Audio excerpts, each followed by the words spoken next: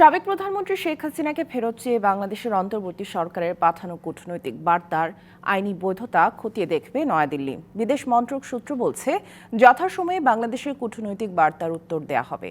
সব দিক খতিয়ে দেখে জবাব দিতে কয়েক মাস লাগতে পারে।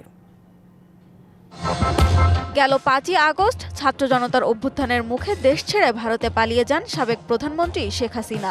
সেই থেকে ভারতেই অবস্থান করছেন তিনি। তাকে ফেরত পাঠাতে দিল্লির বাংলাদেশ হাইকমিশন থেকে কূটনৈতিক পত্র ভার্বাল নোট দেওয়া হয় ভারতের পররাষ্ট্র মন্ত্রণালয়ে। গণহত্যা সহ মানবতা বিরোধী অভিযোগে শেখ হাসিনাকে দেশে ফেরত এনে বিচারের মুখোমুখি করতে চায় অন্তর্বর্তী সরকার।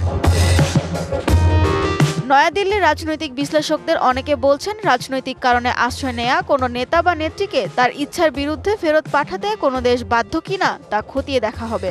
বাংলাদেশের সরকার দেশের পররাষ্ট্র দপ্তর থেকে একটা নোট ভার্বাল পাঠানো হয়েছে। সেখানে বলা হয়েছে যে শেখ হাসিনা কে বাংলাদেশের বিচারের জন্য প্রয়োজন আছে। এখন ভারত সরকার মনে করছে শেখ হাসিনার এই দেশে চলে আসাটা একটা সে দেশের রাজনৈতিক পট পরিবর্তনের ফলেই ঘটেছে।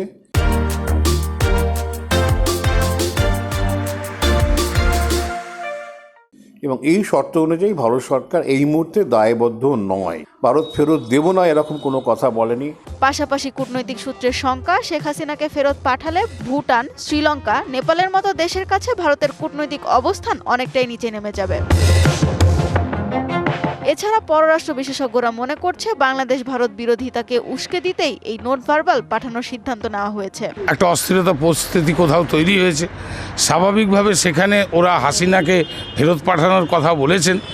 হাসিনা কিন্তু নির্বাচিত একজন প্রধানমন্ত্রী হলেও সেখানকার যে অস্থিরতা পরিস্থিতি, সেই চাপে আজকে তিনি এসছেন, ভারতে আছেন। দুই দেশের মধ্যে আলোচনা হবে, বিবেচনা হবে। রাজনৈতিক ব্যক্তিত্বদের মতে, শেখ হাসিনার বিষয়ে বাংলাদেশের স্বার্থের কথা ভেবেই পদক্ষেপ নেবে ভারত। ওখানকার সরকার আমাদের সরকারকে চিঠি লিখেছে। আমাদের ভারতবর্ষের সরকার আইনগত ব্যবস্থাতে দেখবে যে বাংলাদেশে যারা চিঠি লিখেছেন তারা কি সরকার আছেন। এটা ভারতবর্ষের সরকার ভালো করে বিবেচনা করবে, দেখবে।